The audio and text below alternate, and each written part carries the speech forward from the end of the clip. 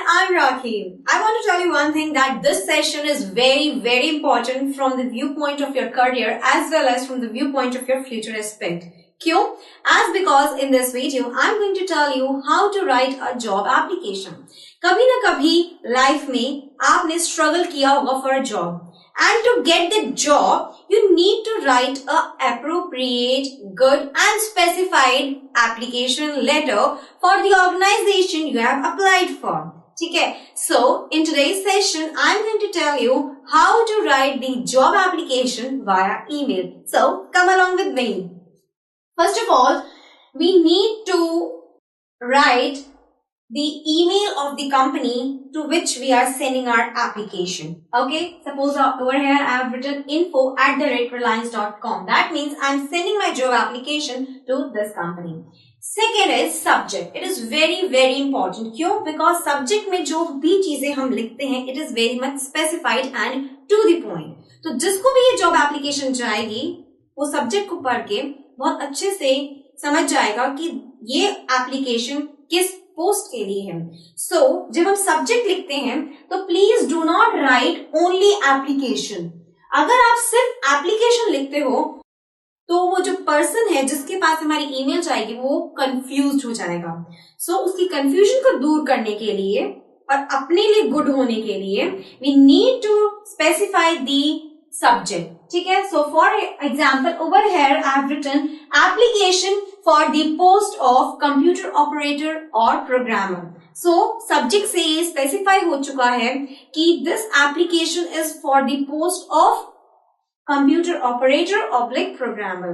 देखिए कंपनी में बहुत सारी वैकेंसीज निकलती हैं. So we should be very much specified with the subject itself. ठीक है? Coming to the next. Celebration. देखिए we are written over here dear sir. मैंने डियर सर क्यों लिखा? As because the application to whom I am sending, I do not know that person. मैं उस person को नहीं जानती हूँ जिसको मैं ये एप्लीकेशन सेंड कर रही हूँ. So it can be dear sir और it can be dear ma'am. लेकिन अगर मैं उस पर्सन को जानती हूँ, if I know the person to whom I am sending my email or my job application, then I'll write over here, dear Mr. Tyagi or dear Mrs. Tyagi. ठीक है? So if I know the person personally, I would be writing over here, dear Mr. Tyagi or dear Mrs. Tyagi. लेकिन अगर मैं नहीं जानती हूँ उस person को, so I'll write over here, dear sir or dear ma'am. Correct? Now coming to the content. मैं आपको बताना चाहती हूँ कि जॉब एप्लीकेशन का जो कंटेंट होता है it should be brief and concise. Brief and concise का मतलब है अच्छे से समझने वाला, दूसरा छोटा. तो छोटा हो और बहुत अच्छे से समझ में आ जाए, उतना ही कॉन्टेक्स्ट हमें लिखना चाहिए. As because my dear viewers, first impression is the last impression. तो जो भी आपकी कोई ये जॉब एप्लीकेशन को पढ़ेगा, अगर आपने बहुत लेंथी जॉब एप्लीकेशन लिखी है तो आपको फर्स्ट इंप्रेशन क्रॉस हो जाएगा. It would be not good. लेकिन अगर आपने जॉब एप्लीकेशन बहुत ही कंसाइज और ब्रीफ फॉर्म में लिखी है, it will be a good mark on your point. ठीक है? सो जॉब एप्लीकेशन का जो कंटेंट होना चाहिए, it should be very much brief, मतलब बहुत अच्छे समझ में आने वाला, और दूसरा कंसाइज मतलब छोटा होना चाहिए. ठीक है? So first impression is the last impression. Now, coming to the content of the job application.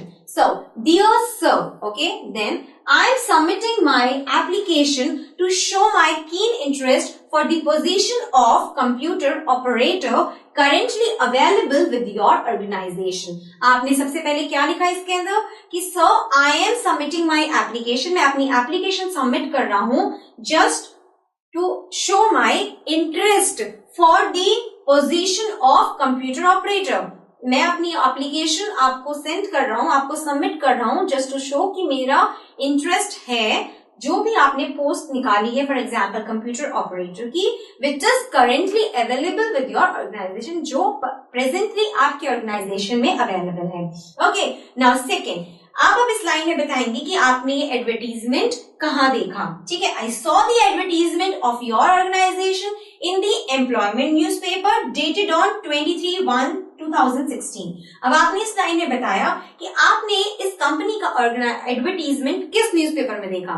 It could be employment newspaper, it could be HT, it could be times of India, anywhere, whatever newspaper you have watched on this specified day. ठीक है, so I saw the advertisement of your organization in employment newspaper dated on 23/1/2016. It was really eye-catching for me as I am working for the same position since last 6 months. ठीक है, फिर आपने बोला कि ये जो आपकी एडवर्टीजमेंट थी it was very much eye-catching. क्यों? Because I am working for the same post, same position since the last 6 months. ठीक है, अगर आप किसी कंपनी में काम कर रहे हैं तब तो आप लिख दीजिए सिंस लास्ट 6 मंथ, लेकिन अगर आप फ्रेशर हैं तो please do not write your experience because you are not having any experience with you. ठीक है, सो आप प्लीज इतना ही लिखिएगा. It was really eye catching for me as I am working for the same position or I am searching for the same position.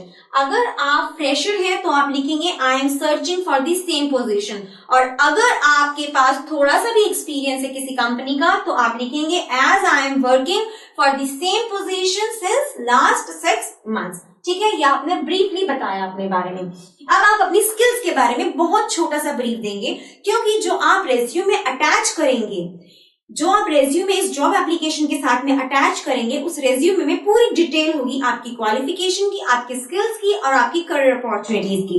ठीक है, सो अब आप बहुत ही छोटे फॉर्म में लिखेंगे I am skilled in using Microsoft Office application, for example Word, Excel, PowerPoint and basic knowledge of C and C++. Okay, so आपने बहुत शॉर्ट फॉर्म में बता दिया कि मैं स्किल्ड हूँ माइक्रोसॉफ्ट ऑफिस एप्लीकेशन में, Word, Excel, PowerPoint, Access, Outlook, anything. ठीक है, एंड बेसिक नॉलेज है मुझे C और C++ की. ओके, बहुत छोटे से में आपने सब कुछ ये बता दिया है अपने बारे में. नाउ एट द एंड आप क्या कहेंगे? Enclosed is my resume. Enclosed is my resume. ठीक है, I shall be looking forward to your response. आपने बताया कि मैंने इस जॉब एप्लीकेशन के साथ में अपनी रेज्यूमे को अटैच कर दिया है, and now I will be looking forward to your response. It is a formal sentence you should write while you are applying for a job and while you are writing a job application. ठीक है, I shall be looking forward to your response. मैं आपके response के लिए wait करूंगा. And then yours sincerely and then your name, whatever your name is over here, yours sincerely Rohit. ठीक है, my dear viewers, एक बात मैं आपको बताना चाहूंगी. Just do not forget to attach your resume.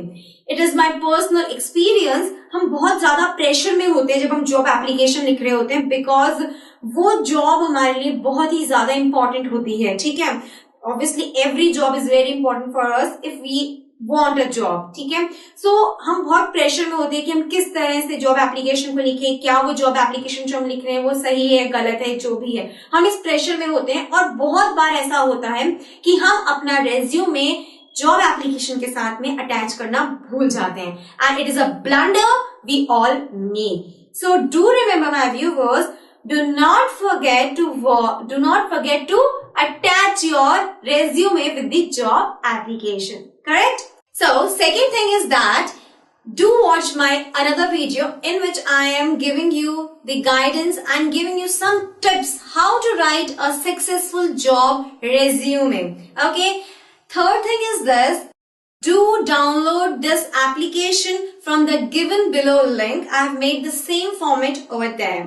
So it was all about how to write a successful job application via email for your dream job. And best of luck for your job. It's me, Rakhi, saying you all goodbye.